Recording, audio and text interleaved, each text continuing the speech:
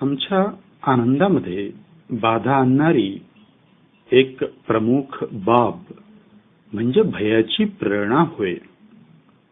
आपण कदाचित या दिशेने कधी विचार केला नसेल, पण जरा बारकाईने विचार करा. आपल्याला दिसून येईल की आपलं संपूर्ण जीवन हे भय या प्रेरणेने, भावनेने व्यापून टाकलेलं आहे. जन्मापासून मृत्यूपर्यंत अनेक प्रकारचे भय आमच्या गळ्याभोवती आवळले जातात आणि त्यामुळे आमच्या आनंदाचा ऱ्हास होतो. असं वाटायला पुरेपूर वाव आहे की जणू काही आमची संस्कृती भयावर आधारलेली आहे का? आम्ही लहान असतो तेव्हापासून अनेक प्रकारचे भयाचे संस्कार आमच्यावर केले जातात. खेड्यापाड्यांमधून मुलाला भीती दाखवल्या जाते की तू जर आईच्या मनाप्रमाणे ऐकले नाहीस तर बागुलबुवा येईल, तुला घेऊन जाईल. लहान मुलावर भयाचे संस्कार केले जातात की अमुक अमुक वाजता झाडाखालून जाऊ नकोस, अंधारात जाऊ नकोस, अंधारात भूत असते, ते भूत तुला पकडेल. लहान बालकाचे मन कोऱ्या पाटीप्रमाणे असते आणि आमच्या कोऱ्या पाटीवर त्या भयाच्या रेघोट्या ओढल्या जातात आणि आमचे मन भयाने ग्रस्त होते. आयुष्यामध्ये आनंदी जगायचे असेल तर हे भय टाकून देण्याची गरज आहे. भय या भावनेने आमच्या जीवनात एवढे घर केलेले आहे की ईश्वराची पवित्र संकल्पना देखील भय या भावनेपासून मुक्त राहू शकली नाही. आमच्याकडे शिकवल्या जातं की वाईट काम करू नको, वाईट काम केले तर देव तुला शिक्षा देईल. असं म्हणणे म्हणजे एक प्रकारे भय दाखवण्यासारखेच आहे. आमच्याकडे नरक नावाची संकल्पना अस्तित्वात आहे. लोकांना सांगितलं जातं, मोठे मोठे धर्मपंडित धर्मपीठावरून सांगतात की अमुक केलेत तर नरकात जाल, तमुक केलेत तर नरकात जाल. आणि नरकात काय असणार आहे? एक मोठी कढाई असणार आहे, उकळतं तेल असणार आहे आणि मग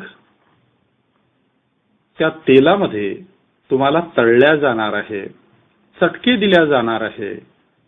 धर्म ही खरं पाहिलं तर आनंददायी संकल्पना आहे, परंतु धर्मासारखी पवित्र संकल्पना देखील भय या भावनेपासून मुक्त राहिलेली नाही. धर्माच्या माध्यमातूनही आमच्यावर भयाचाच संस्कार होताना दिसतो. अमुक करा नाहीतर पाप होईल, तमुक करा नाहीतर पाप होईल, तुम्हाला स्वर्गात जागा मिळणार नाही, तुम्हाला नरकात ढकलले जाईल. मग तीच कढई, तेच उकळतं तेल, त्याच तळपत्या सळया आणि त्याच्या डागण्या, अशा सातत्याच्या भयाच्या संस्कारामुळे मनुष्याचं मन प्रसन्न राहू शकत नाही. हे भयाचं ओझ आपल्यापैकी प्रत्येक जण मनावर घेऊन वावरत असतो. जोपर्यंत हे मनावर ओझ आहे तोपर्यंत आम्ही मुक्तपणे चालू शकणार नाही. पायाला दगड बांधून आतापर्यंत कोणालाही पोहता आलेलं नाही. जीवनाच्या सागरात, आनंदाच्या सागरात जर आमच्या पायाला भयाचे दगड बांधलेले असतील तर मग त्या आनंदरूपी सागराचा आस्वाद आम्ही घेणार कसे? भयाने मानवी जीवनात खूप सारे कलह निर्माण केल्याचे आपल्याला दिसून येते. इतिहास साक्षी आहे. अनेक राजांनी शेजारच्या राज्यावर केवळ याकरिता आक्रमणे केली आहेत की न जाणो कोण दिवशी शेजारचे राज्य आपल्यावर आक्रमण करेल. मग शेजारच्या राज्याने आपल्यावर आक्रमण करण्याऐवजी आपणच त्या राज्यावर आक्रमण करूया. आज राजे उरले नाहीत, पूर्वीसारखी आक्रमणं उरली नाहीत, परंतु ती भयाची भावना मात्र तशीच उरलेली आहे. आज दोन शेजारी आपसात याच भयाच्या आणि अविश्वासाच्या भावनेतून भांडताना आपल्याला दिसून येतात. आपल्या अवतीभोवती आपल्याला अनेक भांडखोर लोक दिसू शकतात. या लोकांचे जरा विश्लेषण करा. तुम्हाला असं दिसून येईल की हे ते लोक आहेत जे भयाने ग्रस्त आहेत. भयाने ग्रासलेला मनुष्य लवकर आक्रमक बनतो, भांडखोर बनतो. ज्याच्या मनामध्ये भय नाही त्याचे चित्त शांत असते, परंतु ज्याचे मन भयाच्या भावनेने ग्रासले आहे अशी व्यक्ती मात्र आक्रमक बनते.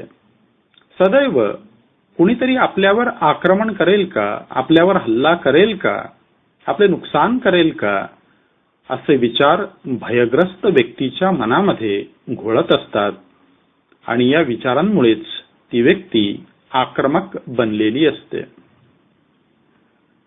तुम्ही रस्त्यावरच्या कुत्र्यांचे अवलोकन करा.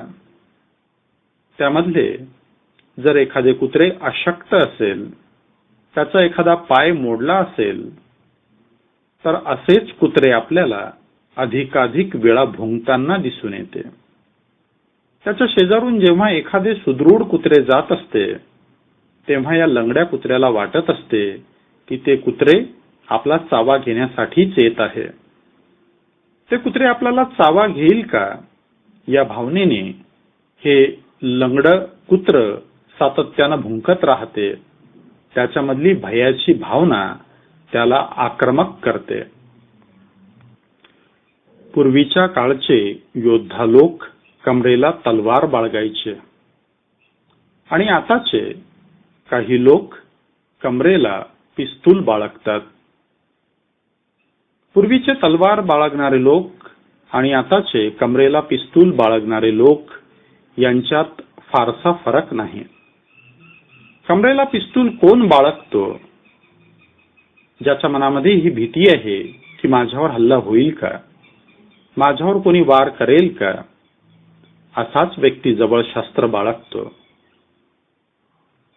आजूबाजूला खूप सारे लोक आहेत, परंतु जे निर्भय आहेत त्यांना असे काहीही बाळगण्याची गरज वाटत नाही.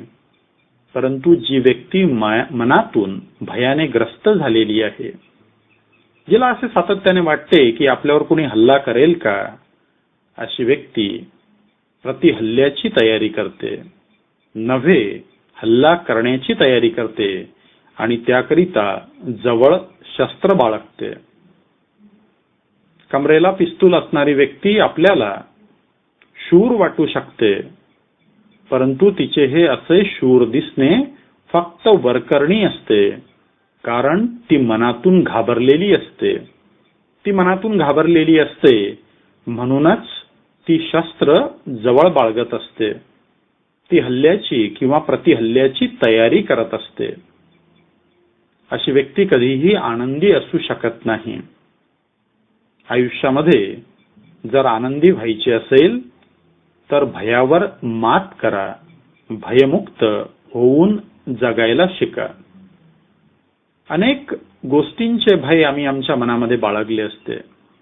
त्यापैकी कित्येक गोष्टी प्रत्यक्षात घडणाऱ्याही नसतात.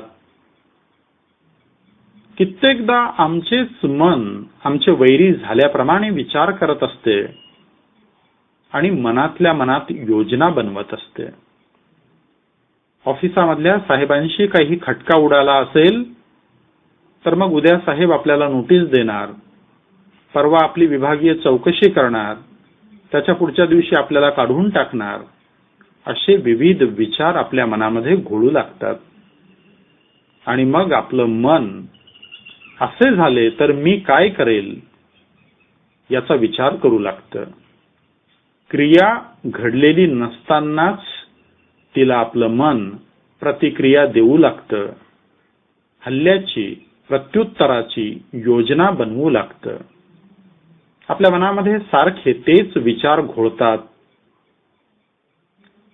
एखाद्या जागेचा काही भाग अंधाराने व्यापावा आणि ती जागा अंधकारमय व्हावी, त्याप्रमाणे प्रकाशमान मनाचा बहुतांश भाग अशा प्रतिक्रियावादी विचारांनी व्यापला जातो आणि मग आनंददायी विचार आमच्या मनामध्ये घर करू शकत नाही. त्यांची जागा भयाचे विचार घेतात, हल्ल्याचे विचार घेतात, प्रतिहल्ल्याचे विचार घेतात. गरज आहे मनामध्ये चालणार हे विचार चक्र थांबवण्याची, भयाची भावना काढून टाकण्याची. जोपर्यंत आम्ही भयाच्या या भावनेवर मात करत नाही, तोपर्यंत जीवनाचा खरा आस्वाद आम्ही घेऊ शकत नाही. जेव्हा आपला एखादा मित्र, आपला एखादा नातेवाईक त्याच्या मनातली भयाची भावना आपल्याजवळ बोलून दाखवतो, तेव्हा आपल्याला त्याची ती भयाची भावना क्षुल्लक वाटते, त्याचे भय विनाकारण वाटते. परंतु जेव्हा आपण तशा प्रसंगातून जातो, तेव्हा मात्र आपल्याला तेच भय अतिशय मोठे वाटायला लागते, जीवघेणे वाटायला लागते. इतरांना समजावणे फार सोपे असते, परंतु आपल्या भयाची समजूत काढणे मात्र कठीण असते. गरज आहे आपल्या या भयाची समजूत काढण्याची, भयाचे निराकरण करण्याची. एका शायराने म्हटलेले आहे, कभी कभी हमने दिल को यूं ही बहलाया है, जिन बातों को खुद नहीं समझा दूसरों को समझाया है. राजेश खवले यांचे आगामी पुस्तकातून.